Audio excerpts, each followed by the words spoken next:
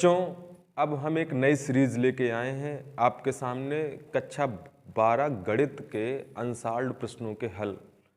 प्रतिदिन आपको वीडियो मिलेंगे। मैं आपको बता दूं कि पेपर का पैटर्न क्या है। पेपर में 8 क्वेश्चन आते हैं। पहले क्वेश्चन में 5 हिस्से होते हैं, सारे के सारे ऑब्जेक्टिव होते हैं, प्रत्येक क्वेश्चन 1 मार्क का है। तो हम पहले क्वेश्चन से स्टार्ट करते हैं। ये 2020 का सेट नंबर 1 है। पहले सेट का पहला क्वेश्चन है f(x) बराबर x²। फंक्शन है r2r। अगर मैं 2 कॉलम बनाऊं तो इसमें भी सारे रियल नंबर्स लिखने, इसमें भी सारे रियल नंबर लिखने हैं। इसके बाद 4 ऑप्शन है। क्या ये फलन एकैकी है, आच्छादक है, बहु एकैकी आच्छादक है, एकैकी है, आच्छादक नहीं है, ना तो एकैकी है ना आच्छादक है। सिंपल अगर आपको समझाने के लिए बता दिया जाए तो इसमें कहीं ना कहीं पे बीच में 0 होगा, सारे रियल नंबर्स में से 1 2 3 4 5 इस तरीके से, -1 -2 -3 -4 फ्रैक्शनल नंबर भी होंगे। और अगर मैं इसको बनाऊं तो इधर भी सारे रियल नंबर्स होंगे, 0 1 2 3 4 5 6 7 8 9, इस प्रकार सारे फंक्शन होंगे, सारी चीज़ें होंगी। अच्छा, मैं x की जगह 0 रखूंगा तो y की वैल्यू भी कितनी आ जाएगी, 0। x की जगह 1 रखूंगा तो y की वैल्यू कितनी आ जाएगी, f(x) की वैल्यू 1। -1 रखने पे कितनी आ जाएगी, 1। तो यहां से एकैकी नहीं है। पहला आंसर तो ये क्लियर होता है। एकैकी क्यों नहीं है? एकैकी का मतलब होता है कि प्रत्येक अवयव का केवल और केवल कितना प्रतिबिंब हो, एक प्रतिबिंब हो। और इसमें कितने प्रतिबिंब हमको दिख रहे हैं, 2 प्रतिबिंब दिख रहे हैं, इसलिए एकैकी नहीं है। अच्छा, 2 रखूंगा तो कितना आएगा, 4। -2 रखूंगा कितना आएगा, 4। तो क्या कभी भी 3 और 2 आ सकते हैं? नहीं आ सकते हैं। इसलिए ये -1 कभी भी आ सकता है? नहीं। हम कोई भी वैल्यू रखेंगे हमेशा कैसी वैल्यू मिलेंगी, पॉजिटिव वैल्यू, निगेटिव वैल्यू नहीं मिलेंगी। इसका मतलब है कि सभी अवयव, जितने भी इसके अवयव हैं, इन सभी का प्रतिबिंब नहीं मिलने वाला है, इसलिए आच्छादक भी नहीं है। ना तो एकैकी है ना आच्छादक है। एकैकी का मतलब होता है कि सभी अवयव को केवल एक प्रतिबिंब हो।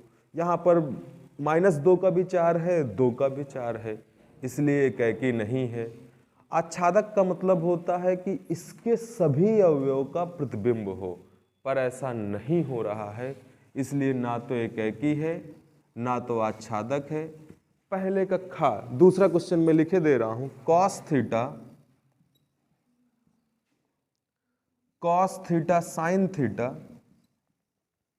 Minus sin theta cos theta plus sin theta minus cos theta sin theta. अगर इसको सॉल्व करेंगे तो आंसर क्या आएगा? आपके 4 ऑप्शन है, 0 0 0 0 0 0। ऑप्शन बी है 1 0 0 1। ऑप्शन सी है 0 1 1 0। ऑप्शन डी है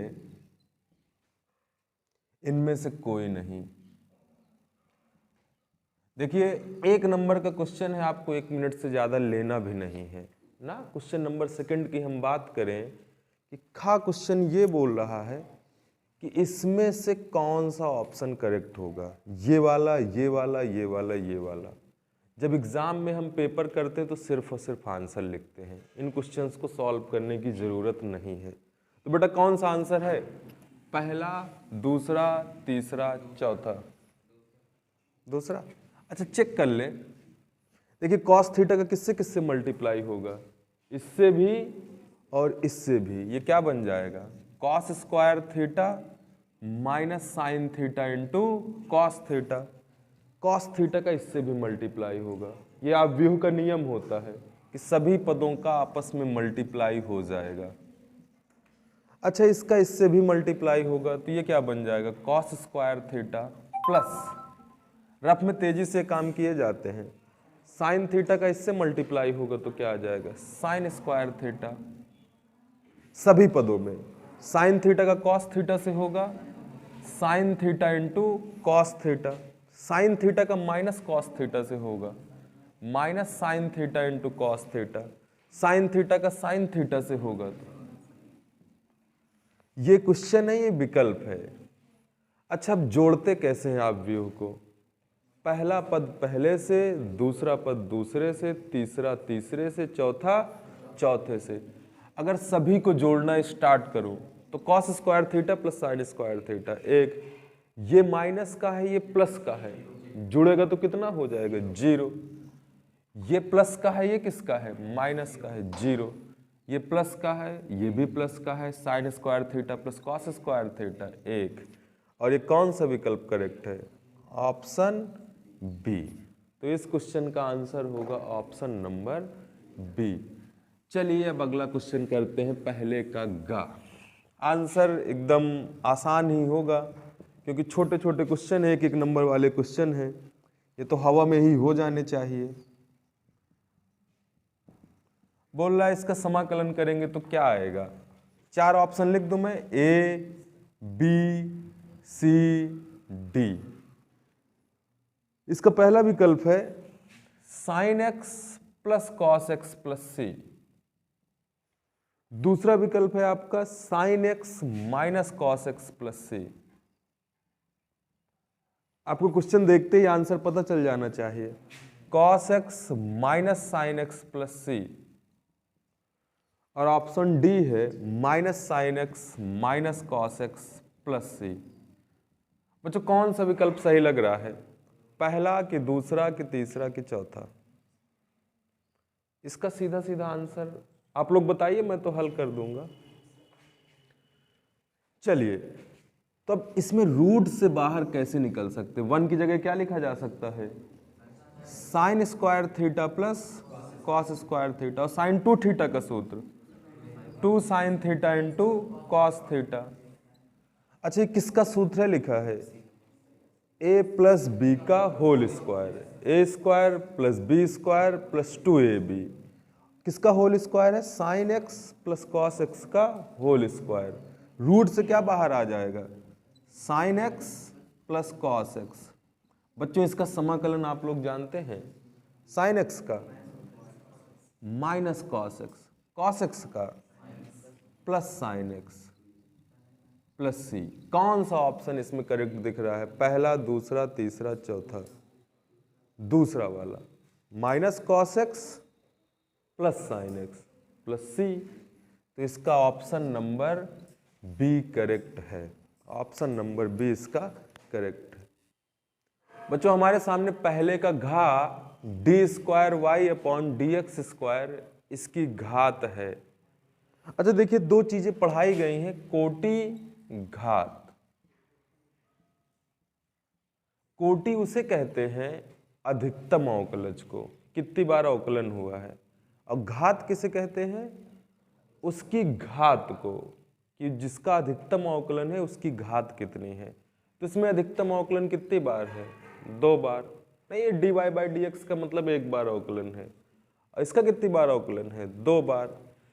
इसकी घात कितनी कहेंगे? 1। लेकिन एक आंसर सही नहीं है, क्योंकि अवकल समीकरण बनाने के लिए रूट वाले पद नहीं होने चाहिए, इसको हटाना पड़ेगा। और इसको हटाना है ना, तो यहाँ पे क्या लिखा है? करनी पे 4। और करनी पे 4 का मतलब क्या होता है? 1/4। जैसे वर्गमूल का मतलब 1/2। और इस 1/4 को कैसे हटा सकते हैं? दोनों पक्षों की घात कितनी लेने पर? घात 4 करने पर। जैसे ही घात 4 करूंगा तो ये बच्चों क्या बन जाएगा? इस पूरे की घात 4। और 4 जब इसका करेंगे तो 4 से 4 कैंसल। अब ये फ्री हो गया। क्या रूट वाला कोई पद बचेगा? रूट या स्क्वायर रूट घनमूल कुछ नहीं बचेगा। तो इसकी कोटि तो 2 है, लेकिन अब घात कितनी हो गई? 4। तो इसका आंसर कितना कहेंगे? 4। पहले का अंगा। बोल रहा लेमडा का मान बताइए। 5i, ये बहुत मुंह जबानी बता सकते हैं। देखिए ऐसे सवाल आते हैं, जब आपको पढ़ाया जा रहा था तो भी बताया जा रहा था कि ये सूत्र इंपॉर्टेंट है। 2i + 3j + 4k कैप लंब हैं एक दूसरे पर, these two vectors are perpendicular to each other, then तो लेम्डा का मान बताइए। तो लेम्डा का मान कितना होगा? ऑप्शन 1 है 3, ऑप्शन 2 है 4, ऑप्शन 3 है 6, ऑप्शन डी है 0। थोड़ा क्लास तेजी में चले क्योंकि छोटे छोटे क्वेश्चन एक एक एक्सप्लेन नहीं किया जा सकता, आप सब जानते हैं। आंसर 6 है। अच्छा, इसका डायरेक्ट तरीका होता है, कैसे निकालते हैं? इनका डॉट प्रोडक्ट किसके बराबर होगा? 0, क्योंकि cos 90 का मान कितना होता है? 0। या ऐसे ना करना हो तो एक सूत्र और बताया गया था, a1 a2 b1 b2 c1 c2 किसके बराबर होगा? 0 के बराबर होगा, यदि परस्पर लंबवत हैं तब। a1 कितना है? 5, 5 दूनी, रफ में तुरंत कीजिए, ऑब्जेक्टिव क्वेश्चन 1 नंबर मतलब 30 सेकंड। इसका इससे मल्टीप्लाई होगा तो -3 लेम्डा, इसका इससे होगा तो 4 दूनी बराबर कितना आ जाएगा? 0। जब इसको हल करेंगे तो लेम्डा इक्वल टू कितना आ जाएगा? 6। 10 8 18 -18, तो इसका कौन सा ऑप्शन करेक्ट है? ये है। तो ये रहे 5 विकल्पी क्वेश्चन 5 मार्क्स के। अब क्वेश्चन नंबर 2 पे जाएंगे, वो भी सारे एक एक नंबर के ही होंगे, लेकिन उनको हल करके दिखाना है। इसमें आपको एग्जाम में सिर्फ आंसर लिखना कि पहले के अंगे का आंसर इतना है, हल नहीं करना, हल करने की कोशिश नहीं करनी है। ये है बच्चों सवाल, साइन इनवर्स साइन 7π/4 की वैल्यू कितनी होगी? क्वेश्चन नंबर 2 का मुख्य मान। बहुत लोग इसका आंसर जानते हैं, क्या लिख के आते हैं? साइन से साइन क्या कर दिया? कैंसल। ये आंसर गलत होगा। क्यों? आपको बताया गया है ना, मुख्य मान कहां से कहां के बीच में होता है? साइन में, टैन में और कॉसेक में। कॉसेक और कॉट में होता है 0 से पाई। तो इसका आंसर इसके बीच का होगा। कोई बताएगा क्या आंसर आएगा? डायरेक्ट ना काट दीजिए, इसमें थोड़ा सा ट्रिग्नोमेट्री लगानी है। साइन इनवर्स, वो मान हमको सोचना है कि जो इसके बीच का आ जाए। साइन, इसकी जगह कुछ लिख सकते हैं क्या? कुछ भी जो हमारे दिमाग में हो। 2π - π/4 लिख सकता हूं। क्या ये लिखा जा सकता है? कैसे? 4 दूनी 8, 8 पाई में से पाई घटेगा, 7π/4। हमको वो मान सोचना है जो इसके बीच का हो। वो आंसर नहीं, ये कट जरूर जाता है पर वो आंसर गलत माना जाएगा। साइन 360 - थीटा का सूत्र क्या होता है? इलाहाबाद से ट्रैफिक चौराहा किस चतुर्थांश में है बच्चों हम लोग? पहले में है कि दूसरे में है कि तीसरे में है कि चौथे में है? चौथे में है। 360 माइनस का मतलब है कि 360 से कम। साइन कैसा होगा? प्लस का कि माइनस का? माइनस का। कॉस और सेक, तो साइन 360 माइनस थीटा होता है माइनस साइन थीटा। अब बच्चों इस माइनस का क्या करें? गुड, एक प्रॉपर्टी और इनवर्स की पढ़ाई गई कि साइन इनवर्स के अंदर यदि माइनस है तो माइनस पहले आ जाता है। शुरू के सूत्र हैं, तो इस माइनस को अगर पहले लिख लूं तो ये क्या बन गया? साइन से साइन खचाक। इसका आंसर क्या है? -π/4। क्या इसके बीच का है? ये है, तो ये आंसर करेक्ट है। बच्चों अगला क्वेश्चन है दूसरे कक्षा FR2R fx = x² + 2, तो F इनवर्स 18 का मान ज्ञात कीजिए। मैं इसके लिए एक सिंपल तरीका बता दूं। अगर यही सवाल 5 नंबर का होता तो पहले दिखाते कि फंक्शन एकी है आच्छादक है, उसके बाद इनवर्स निकालते। लेकिन जब भी हमको इनवर्स निकालना हो, सुन लीजिए बात को, इसको किसके बराबर मान लीजिए? y के बराबर, ठीक है ना? और x का मान y के पदों में निकाल लीजिए। समझिएगा, x का मान किसके पदों में? ये इधर से इधर आ जाएगा तो क्या हो जाएगा, और ये क्या बचेगा x, ठीक है ना। और वर्ग हटाएंगे तो क्या हो जाएगा अंडर रूट। और ये बात नोट कर लीजिए, यदि fx बराबर y है, अगर उस फंक्शन का हम इन्वर्स निकाल सकते हैं तो x बराबर क्या हो जाएगा f इनवर्स y। तो इसको मैं लिख सकता हूँ f इनवर्स y बराबर under root y minus 2। f inverse x लिखना होता तो y की जगह x रिप्लेस कर देते, और मान कितने का निकालना है 18 का। यहाँ पे कितना उठा के रख दीजिए 18, 18 में से 2 घटेगा 16, 16 का मतलब plus minus 4, R to R, real number दोनों आंसर पॉसिबल है। तरीका समझे आप लोग इनवर्स निकालने का, उस फंक्शन को किसके बराबर मान लें y के बराबर, वैसे सवाल नहीं आएंगे। फिर x का मान y के पदों में लिख दीजिए, और x की जगह f इनवर्स y लिख दे, और जिसका मान पूछा गया उठा के रख दे, जो आएगा वही इस प्रश्न का आंसर होगा। चलिए करते हैं क्वेश्चन नंबर नेक्स्ट, दूसरे का गा।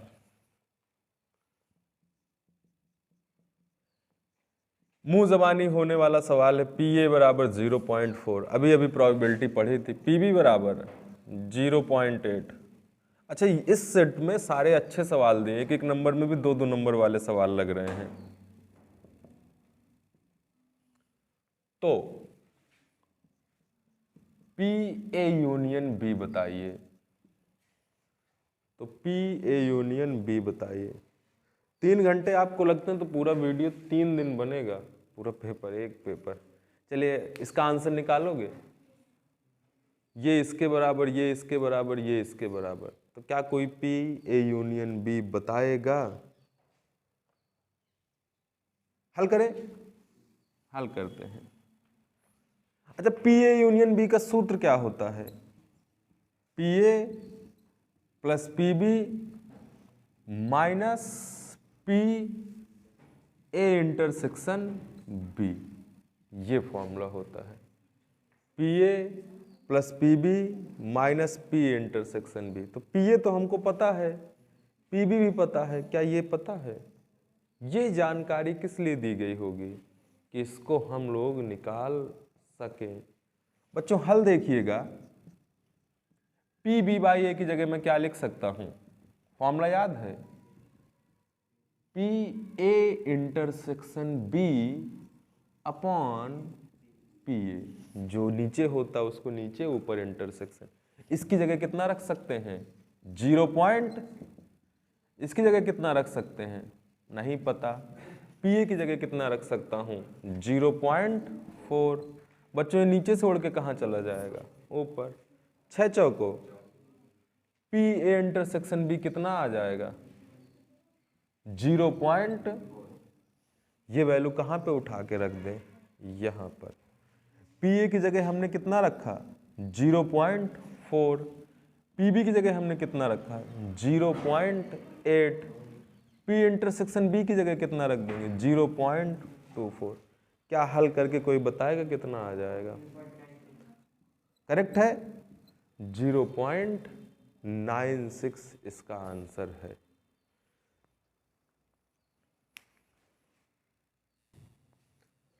बच्चों अगला क्वेश्चन है दूसरे का घा। y बराबर ए ई की पावर x प्लस बी का अवकल समीकरण ज्ञात कीजिए। अवकल समीकरण जब भी निकालना हो, कितने अचर दिए गए हैं a और b, 2 बार अवकलन करना पड़ेगा।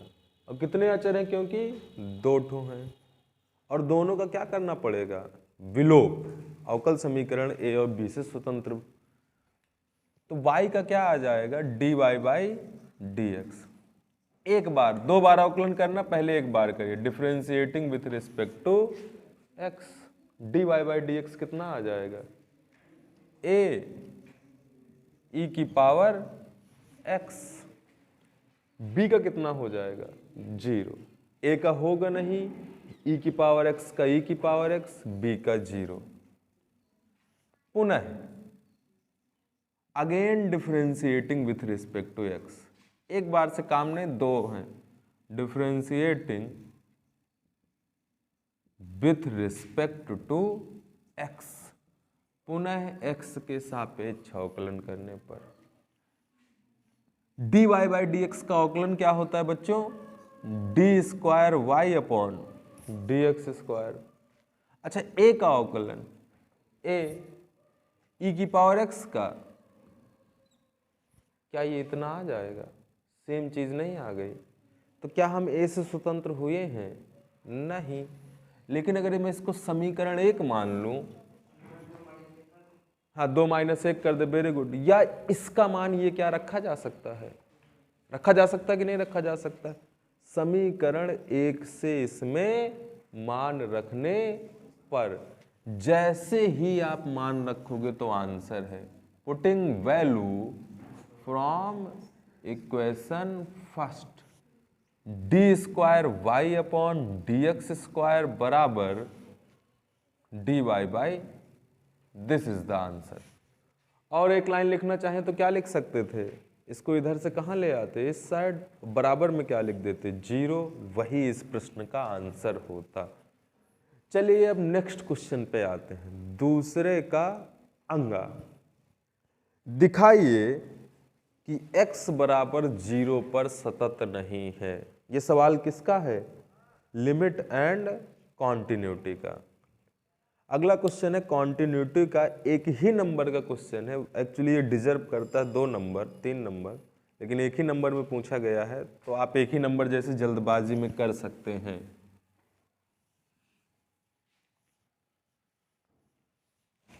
अच्छा, मैं अगर आपको कंडीशन याद दिला दूं, सततता की कंडीशन क्या होती है?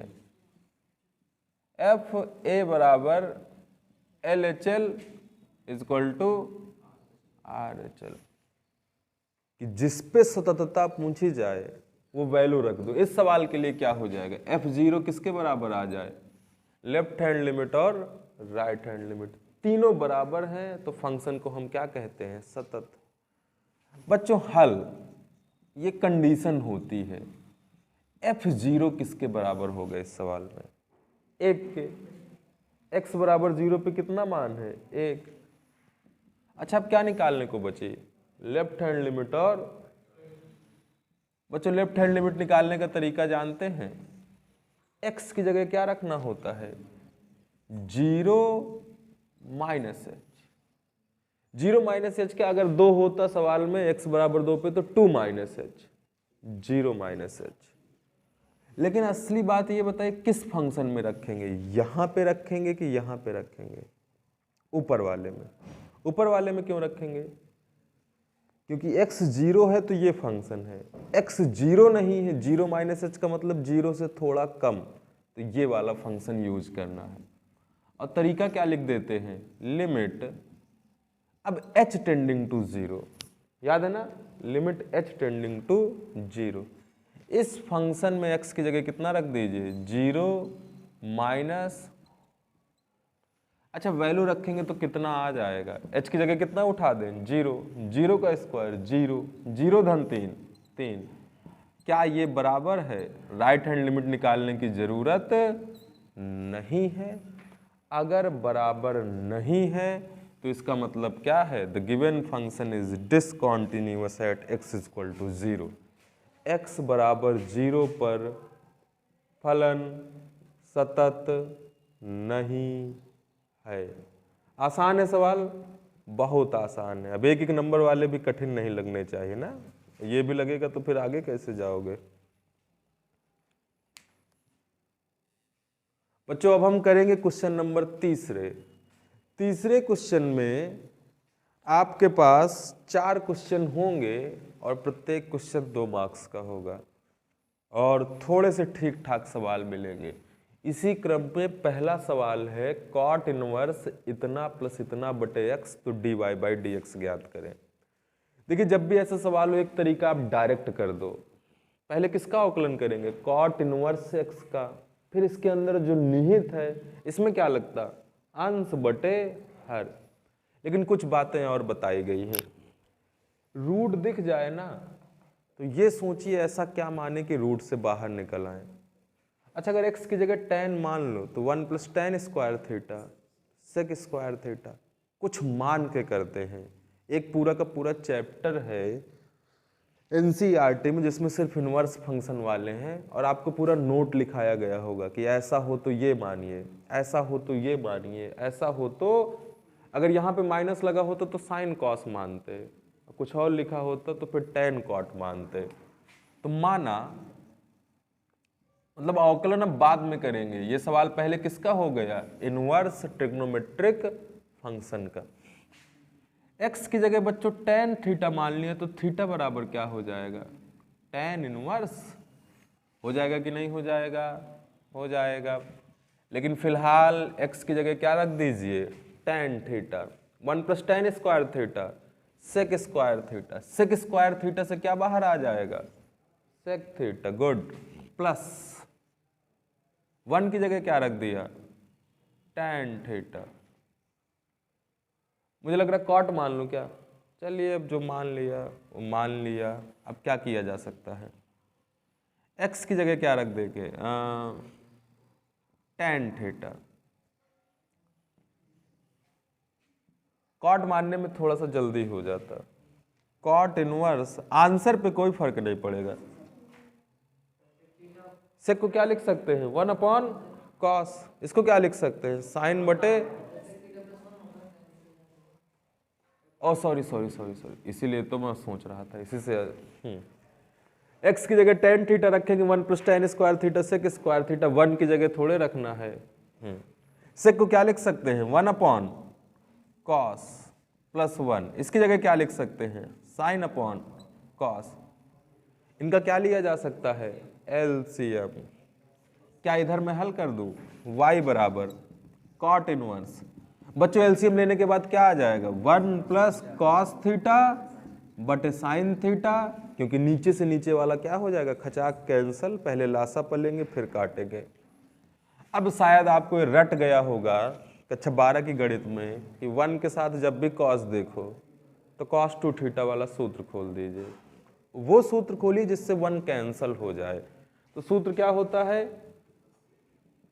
2 cos स्क्वायर थीटा -1, लेकिन अगर cos थीटा लिखा है तो क्या लिख देंगे, cos square theta by 2 minus, लेकिन अब बहुत नाइंसाफी है, ये बाई 2 है, ये क्या है, थीटा है, तो इसमें कौन सा सूत्र खोल दें, sin 2 थीटा। सूत्र क्या होता है, 2 sin थीटा इंटू, लेकिन अगर यहाँ थीटा है तो यहाँ पे कोण का आधा आ जाएगा, 1 से 1 खचाक, ये 2 किससे कट जाएगा, इससे, एक cos किससे कट जाएगा, इससे, क्या बचेगा, cos बटे साइन, डायरेक्ट लिख दो।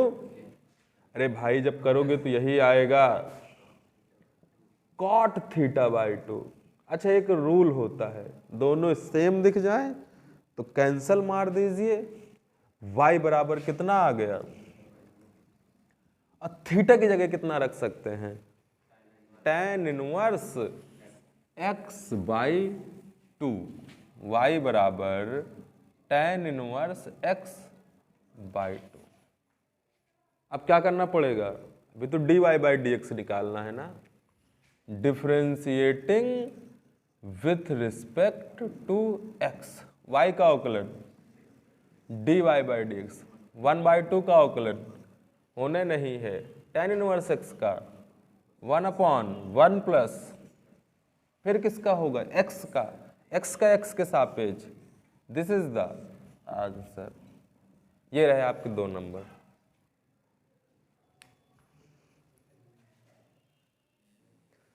बच्चों तीसरे का खा गा गा, तीनों क्वेश्चन बहुत आसान है, क्लास में तो मैंने अभी अभी सब पढ़ाया है। बोल रहे इस वेक्टर और इस वेक्टर के बीच कोण ज्ञात कीजिए।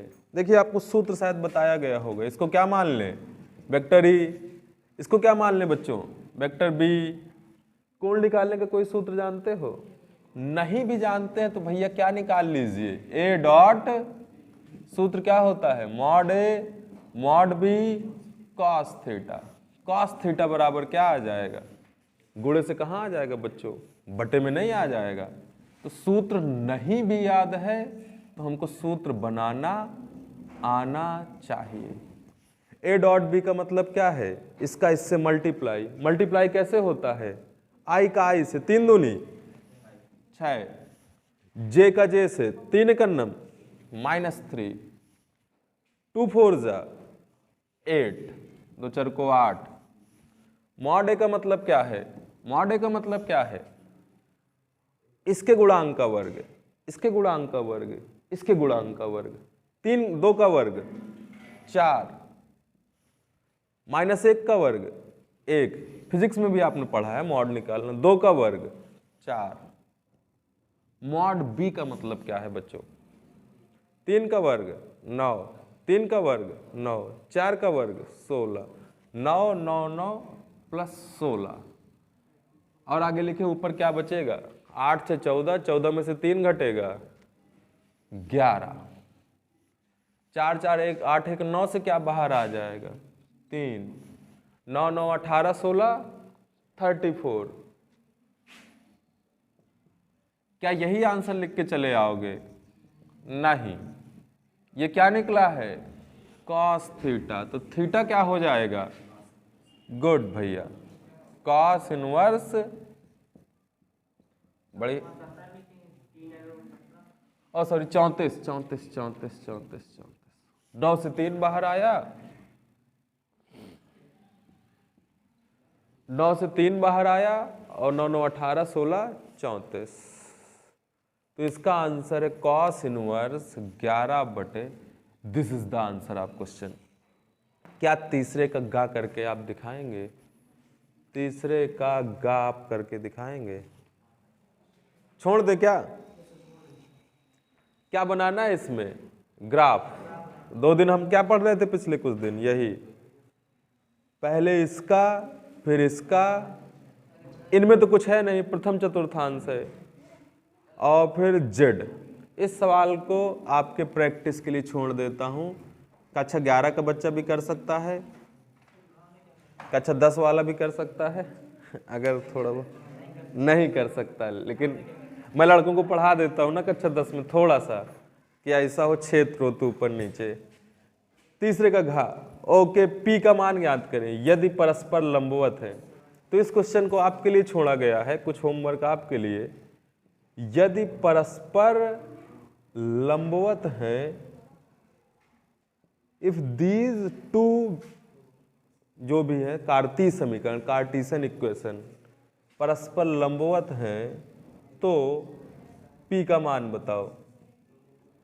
NCERT की बुक में आपके में सीधा सीधा सेम सवाल है। NCERT की बुक में आपकी किताब में सेम सवाल देखने को मिलेगा।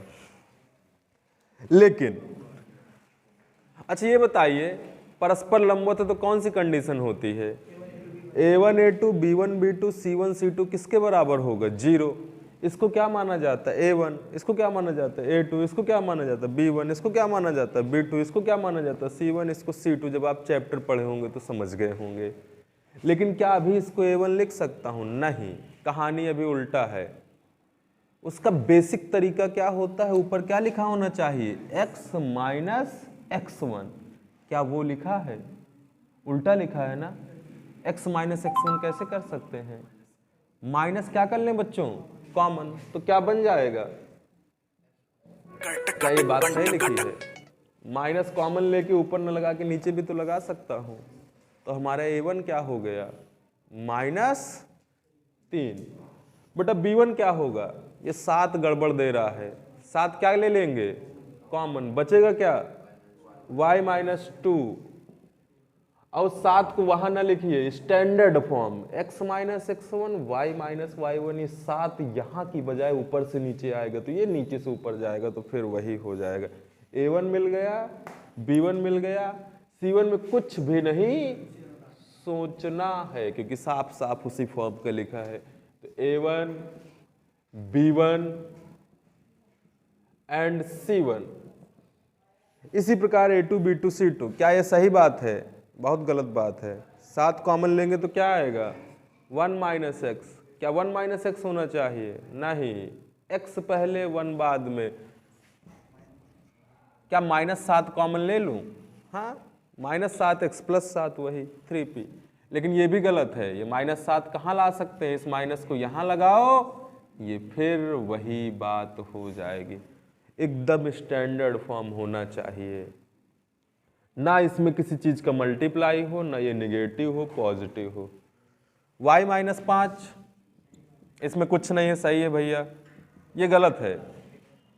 z-6 माइनस कॉमन ले ले, और इस माइनस को कहाँ लगा दें, ऊपर न लगाइए, अरे नीचे लगाओ चाहे ऊपर लगाओ, दोनों बातें सेम है, लेकिन इनका इंटरप्रिटेशन अलग है। ये इस बिंदु से होकर जाती है और इसके क्या है, समांतर है। ये मतलब है बताता कार्टेशियन फॉर्म। A2 हो गया आपका, B2 कितना हो गया, C2 कितना हो गया। अकॉर्डिंग टू द क्वेश्चन यहाँ पे लिखिए प्रश्नानुसार बोथ आर क्या है, परपेंडिकुलर, इसलिए कंडीशन क्या होती है। अब 2 नंबर का क्वेश्चन है तो आप भी तेजी में करिए, ये ना लिखिए इससे तुलना करने पर, क्योंकि इतना बड़ा सवाल ऑलरेडी हो जाना है कि आप इसमें लिखने से ज्यादा सवाल के आंसर निकालने में ज्यादा फोकस करें। A1 A2, अरे इसका इससे मल्टीप्लाई करा दो, B1 B2, C1 C2। क्या कोई भैया P का मान बताएगा, 9 2 11, क्या यही आ रहा है, बोलिए यस या नो। 10 × 70/11 जब लासा पवासा पर लेके हल करेंगे, this is the answer of given question.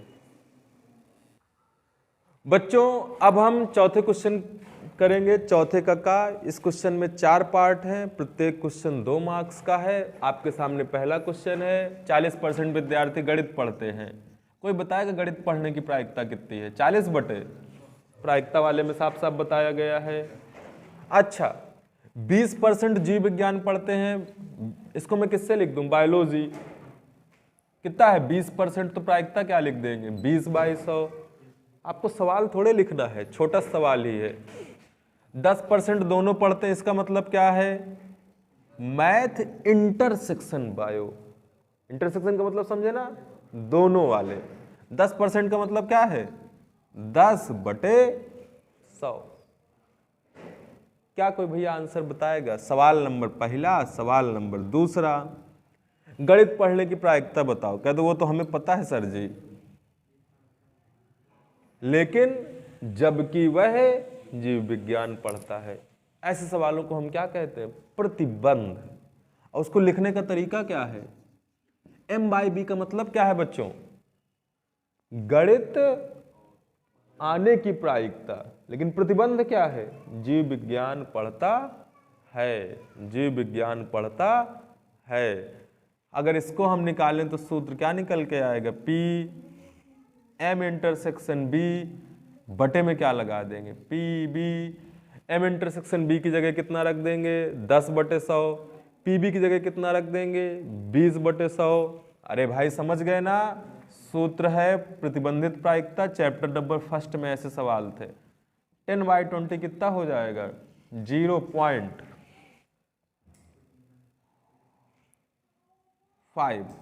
ये 1/2 का मतलब 50%।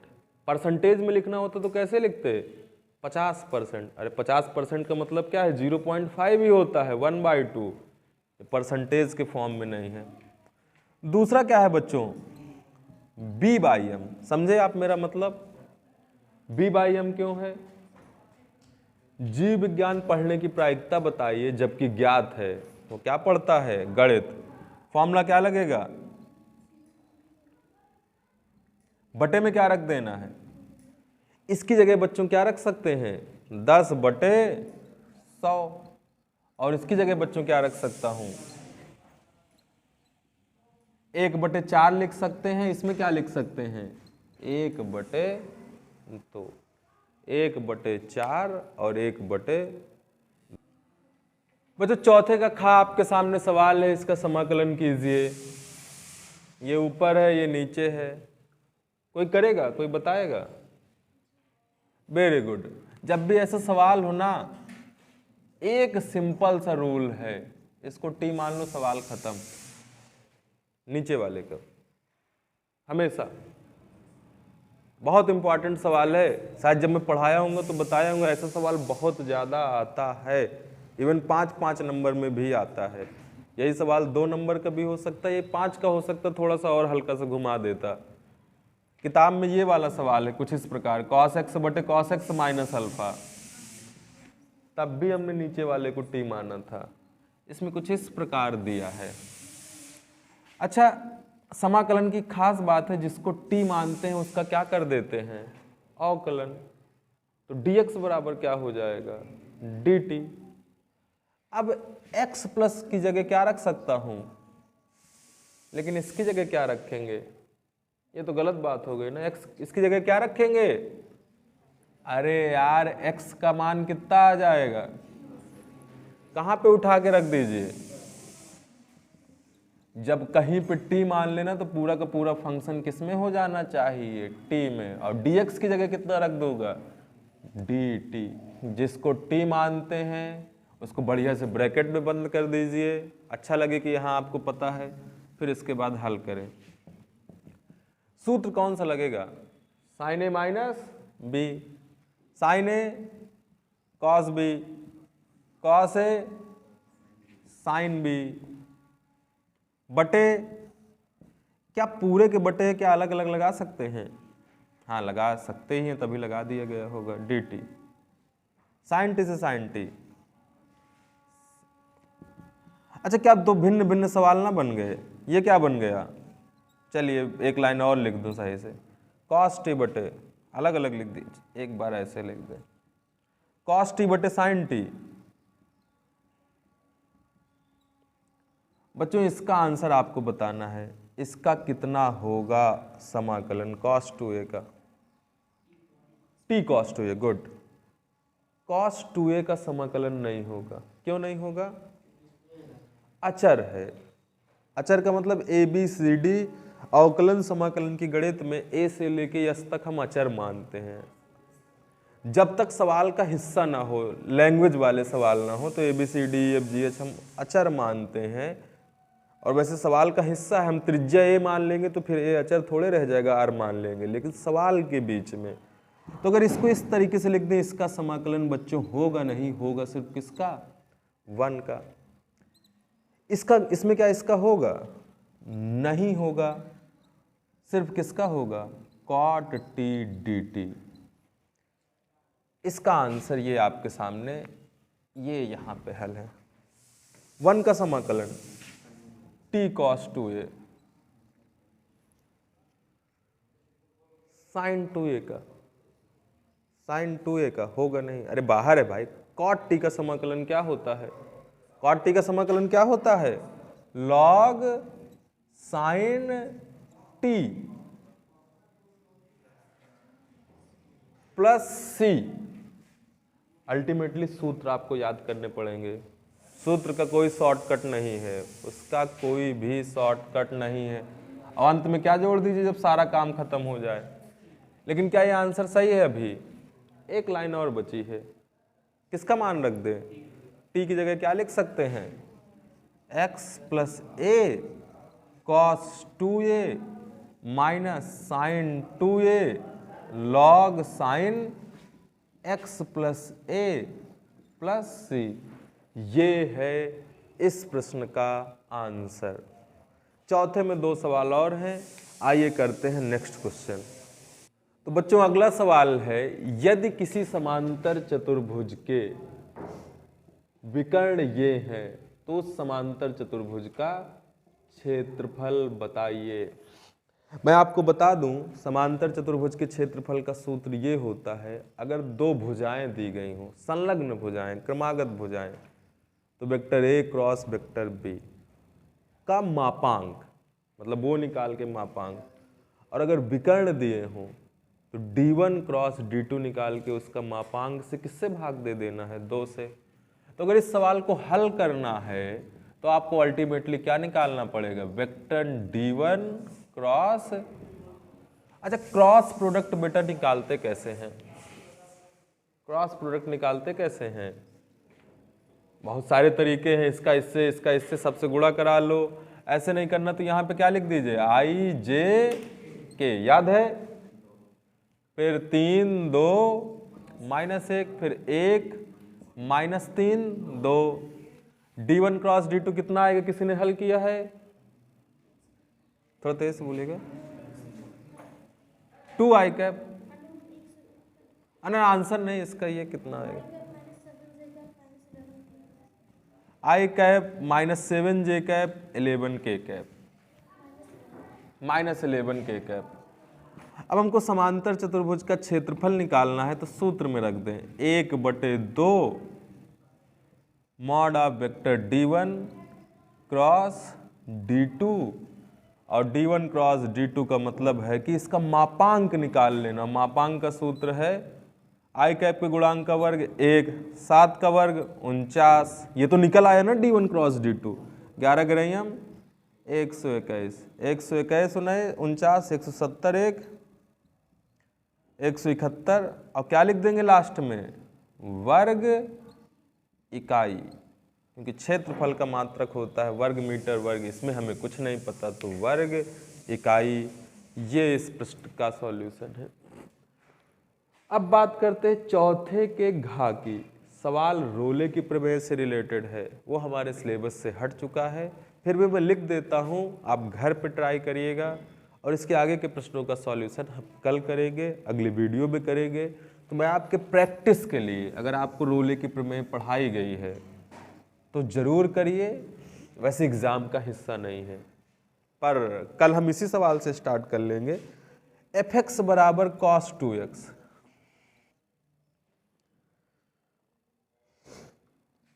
जीरो से पाई के लिए रोले की प्रमेय सत्यापित कीजिए। ये है आपका सवाल, और इसके बाद चौथा वाला पार्ट खत्म हो गया है।